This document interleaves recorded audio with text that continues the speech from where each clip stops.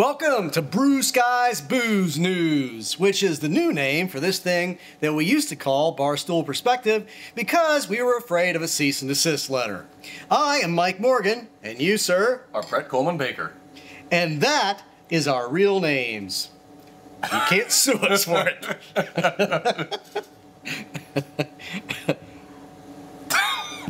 It's weird. All right, we're back. As you can tell, we've been off for a week, so we are a little bit rusty.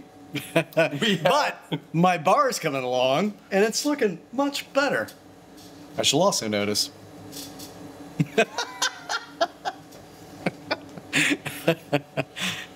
We had a long lunch today. We've had several beers, so this is going to be a fun episode.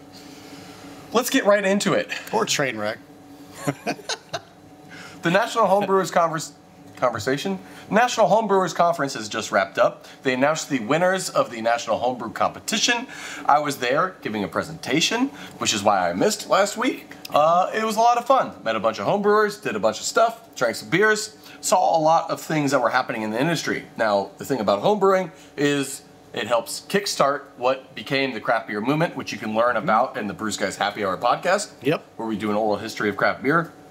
However, craft brewing today is still relevant. I feel like you can pull a little bit out of the homebrew beers that are popular and kind of project forward into what's happening in the professional world. So, any guesses on what type of products I saw the most of? At a homebrewers? In San Diego, if that matters. In San Diego, homebrew, no. You drug that out. Good. I thought you were really coming to a... The wheels were turning. I was trying to... I thought there were clues there and cues, but it led me nowhere. But if you tell me homebrewers are making seltzers, I swear to Christ, I'm going to throw this pint glass. No. A lot of fruit beers. So that felt real good as a fruit beer manufacturer. Yeah. A lot of lagers, and of course IPAs, the hazies, the standard stuff. And homebrewers also like to do the stuff that the people aren't doing because it's kind of counterculture, so there was still a good amount of milds and bitters and fun things like that. So overall, it was a lot of fun. The winners got announced. If you want to check it out, the link will be in the comments down below, or in the show notes. You can find a link to the winners of all the homebrew competition winners. Well, now that that's over, we explained why we missed a week, why we're rusty. Do you want to start this week the same way we start every week? I didn't know it involved clapping. I'm just really excited to talk about Bud Light. Oh my God. I didn't know. I was just being agreeable. I didn't know what I was agreeing to. I revoked my consent. We miss a week and you forget everything we've talked about for a month. Oh, like those the data we talked about with craft beer, which we're not getting this week. It's coming. It's not that we don't have it. It's just that I don't want to talk about it. Bud Light. It's because he doesn't have it. Bud Light. It's still down 29%. Yeah. So it's still not. It's not hitting that 30%. But it hasn't dropped more. No, it's still hovering at 29%. Man, I'm gonna lose my bet. This is the make or break week, though. This is it. Like this is July 4, you're either gonna recover or... July 4th or Memorial Day are the two biggest drinking weekends of the year, depending on how weather is. This one being that July 4th is on a Tuesday, that means a lot of people are gonna take Monday off, which means even more days of drinking if you're, into drinking a lot of days, which we are. This is a big deal. And they're doing a lot of stuff right now. They're giving away $10K cash a week for customers. They're giving $15 rebates on every 15 pack or more sold, which basically means you get a free 15 pack. They're giving bailouts to distributors. Literally just handing them cash to make up differences in sales. They're the government. They're doing bailouts. And the AB InBev CEO went on the CBS Morning News show for the first time since all this shit went down. He made a public appearance. And you know what he said? I'm sorry. Said, he did say that. Just like BP oil. I'm sorry. He said, we didn't fire anyone. Those two executives that made the decision, they're on leave. Extended leave. Yeah. Definitely not fired. Oh, you gave him a vacation. That's really nice. And when asked, would you do it all again and still show your support for Dylan Mulvaney, he did not say yes. He did not say no. That's shocking. He basically waffled and said, well, we made a choice. Yeah. So, scumbag does scumbag things. Mm-hmm. And Bud Light, analysts are saying this is the weekend. If they can come back and show signs of growth at all, any signs to getting people back on board, then potentially it's going to be okay. But if it doesn't happen here, the biggest weekend of the year for off-premise alcohol sales, it's just not going to happen.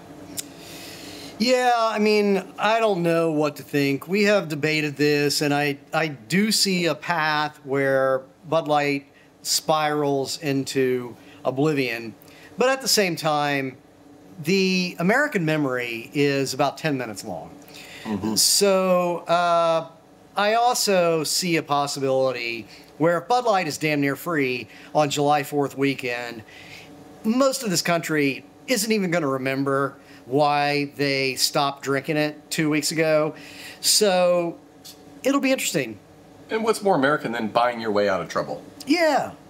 I'm rooting for your demise, Bud Light, but we'll see. I don't know. We'll allow you to buy our opinion, though. Yes, right. I mean, not really. You telling me if they came here and said, here's $100,000, tell us how great Bud Light is on next episode, you wouldn't do it? Bud Light would immediately become delicious. Welcome to the Brews Guys Bud Light Bar. Rice. Rice is right. That's what we always say here at the Brews Guys studios. No, we don't say that. Diageo is cutting ties with Diddy. Sean Puffy Combs. Oh, another Puffy Combs story as well. Yep. Sean Diddy Combs has officially cut ties with Diageo, or vice versa. Regardless, they're not working together. They're entering a lawsuit battle. It's over tequila. It's over some other stuff we talked about last week. I don't know if we need to go over anything other than that. That's even after he reinvented the entire liquor business? Well, yeah. By having a website? We have a tequila finder on our website, and this is all brand new. You go, Diddy. You dipshit.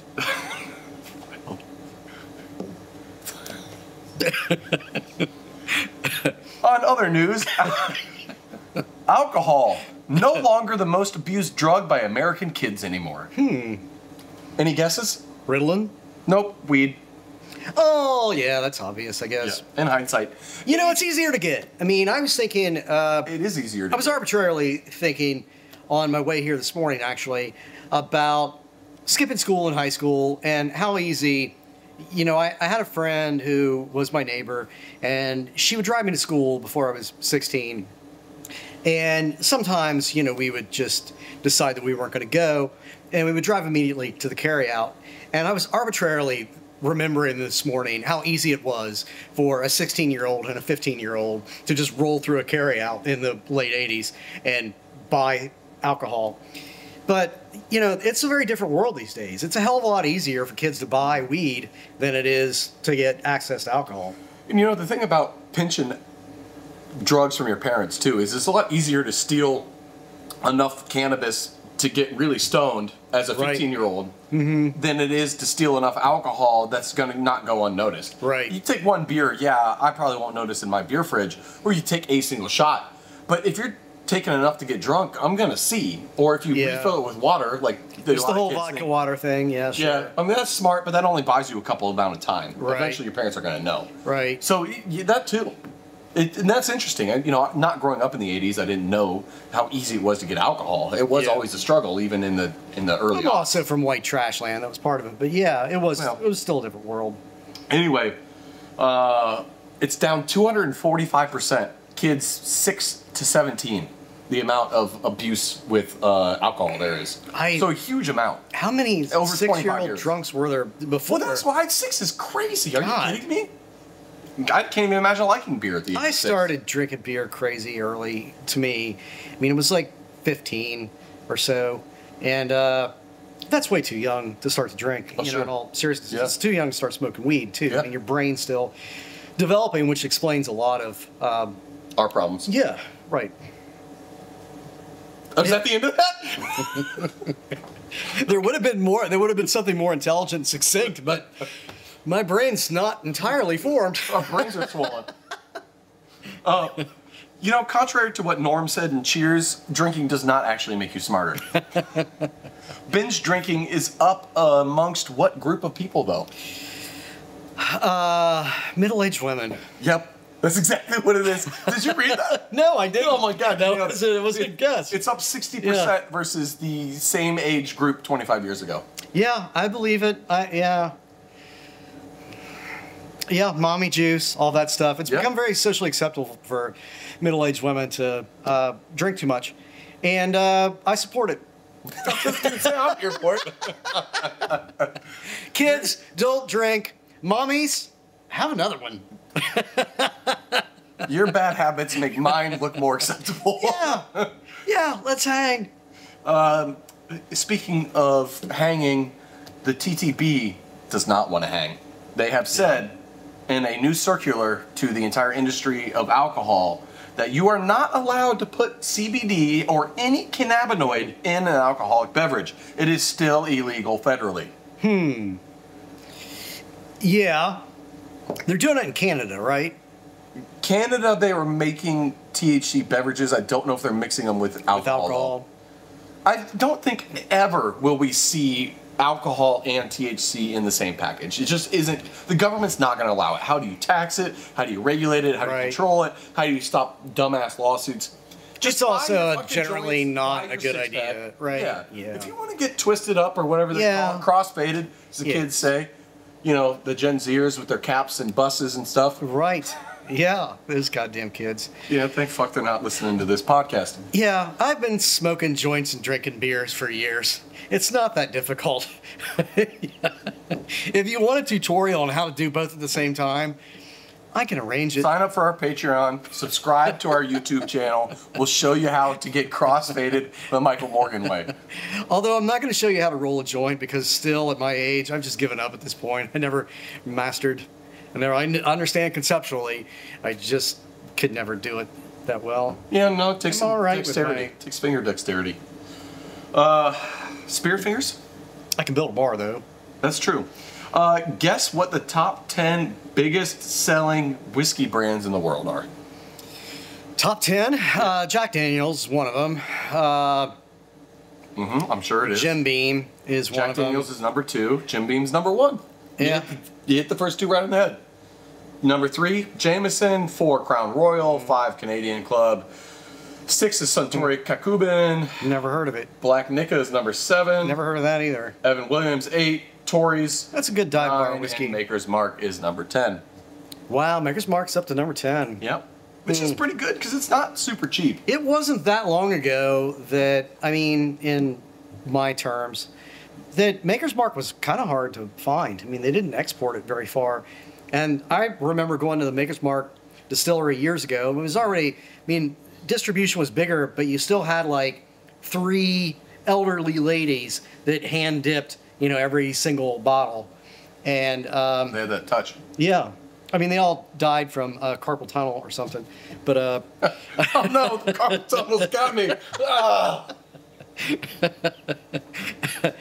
But yeah, it's grown a lot. Makers. Bourbon in general, however, is also, I mean, you know, the explosion of bourbon we talk about. And it's, I mean, I'm a bourbon drinker from way back. I like bourbon, but I don't really fully understand the complete explosion of bourbon and the obsession with it. And it's weird how people get obsessed with juices of things that don't make sense. Hop juice, beer, wood juice, bourbon. Yeah. It's good. It's not my favorite spirit by any means. I'm more of a rum fan myself, but I actually tend to like Scotch more than bourbon, which, as a Kentuckian, I know is blasphemy, but it's better though. It is, I think. Guess the top selling tequila brands. All this data has just been coming out, so we're gonna have some fun with it. Oh shit, I can't even remember. I don't know. You know what's not on that? Name a tequila brand. You know what's not on that list? Sean Diddy Combs. Diddy is not on the list. Jose Cuervo is number 1. Yeah, that's what I was trying to come up with. Patron, number 2, surprisingly, being that it's expensive. Yeah. Don Julio 3, Casamigos 4, 1800, Hornitos, El Jimador, Espolón, Olmeca, and Cazadores round it all out. I don't know most of those, but they're all solid. care. A lot of them are mid-level, some of them are high-level brands. It's kind of a neat list. it's a whole. I've never had a really good tequila, and I have talked to sommeliers that say that the spirit that excites them the most is really good tequilas. And so I know that they exist, and I'd like to try one at some point, but I have, traditionally been more of a salt, lime, and shot glass kind of guy. Also, more Patreon content for those of you who are interested. Mike showing you how to do a shitty dive bar tequila shot. So subscribe, hit us on Patreon, do all that fun stuff. I just drink whiskey in dive bars. The tequila thing, I'm seeing it a lot right now too. A lot of people who are like the hipsters of the alcohol world are like, oh, tequila is this, that's the thing, like that's the coolest thing in booze right now. And tequila's amazing. The world of Mexican spirits are amazing. Agave makes so much more than tequila, and so much more than just mezcal. There's an infinite variety of this stuff and flavors and wonderfulness. But to me, I can't just help but think it's just like half of the people that say it's the coolest thing and the best thing in spirits are just saying it because someone else told them it's the coolest and best thing in spirits. Yes. In 10 years from now, the next best thing is going to be brandy or rum again or something. It's things. That's the thing with trends in general, is lemming mentality. Yes. Yes. Now, tequila is fantastic, but yeah. I have curmudgeon mentality. When something becomes really popular, even if I really like it, I'm now forced to hate it. It's why if we ever become successful, Mike will hate himself. Oh, absolutely. I already do. It's Success! You found it. It's one of the top 10 reasons that I drink. You want to hear the other 9? No. Me either. That'll make me cry. Vodka. It continues to innovate. Did you know that? It's not just vodka anymore. Oh, yeah? What is it? There's new flavors coming out. Oh, for fuck's sake. And those flavors exist in the RTD world, as in canned cocktails. Yeah. And guess what? Vodka is now being infused with botanicals. And no, it's not gin. How it's not gin, I don't know. Probably because it doesn't have juniper in it, but it's basically gin with a vodka wrapping around it. Yeah, so okay. I don't know. There's no story to that other than I thought that was real dumb. Faux gin vodka, I'm not going to hate on. I'm not going to drink it. But, okay, it's all the artificial chemical flavoring nonsense. It's vodka that tastes like cake or whipped cream or whatever. That's disgusting. Drink a GD, G&T, and shut the hell up. Well, speaking of other things that are gross, stomping on grapes to make wine. Mm-hmm. Lucy did it. It's becoming popular in the U.S.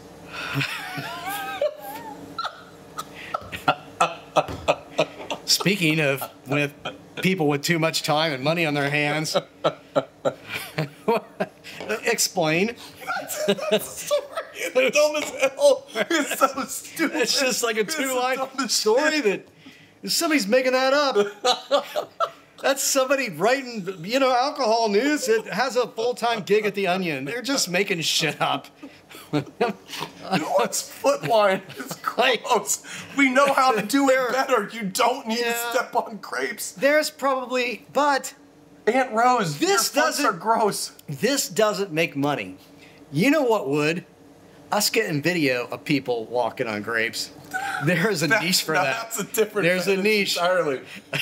Now maybe if you get a hold of Bella Delphine, have her stomp on some grapes, sell the grapes, the grape wine afterwards, and make some money. Our third podcast.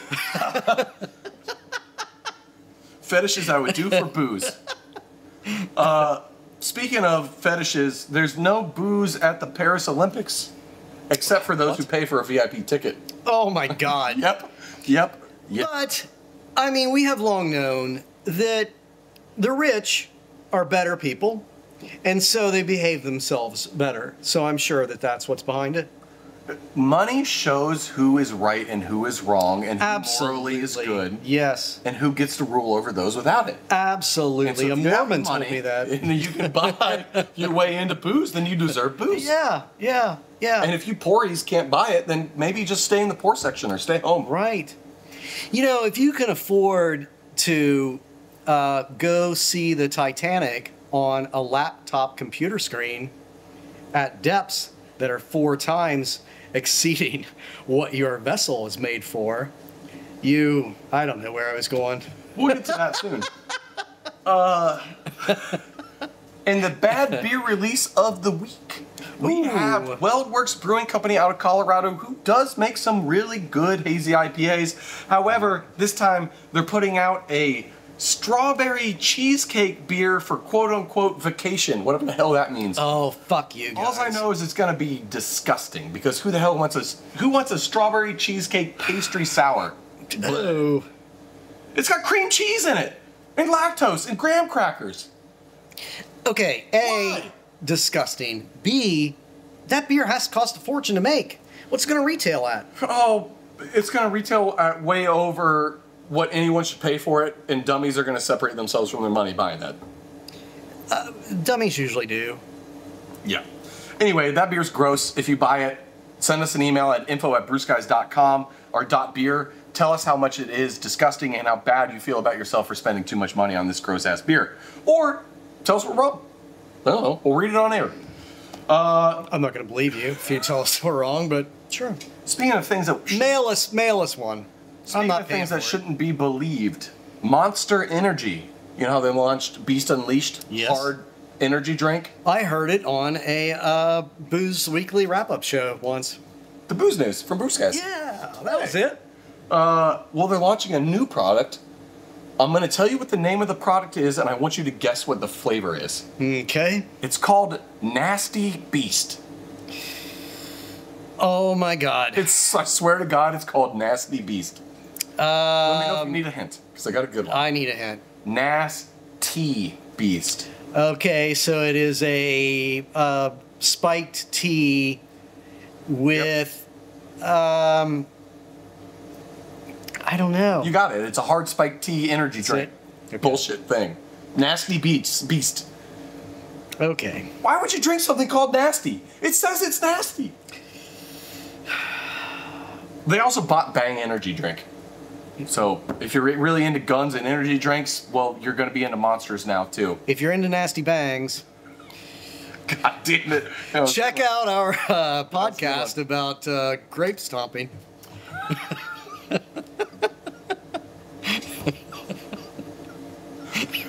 Oh, God damn it. See the way I wrap it all together? The non-alcoholic story of the week. We got 2 of them for you. Both include lots of money. The first one. Money, money, money. Some billionaires get into a vessel which can't handle pressure. Fuck them.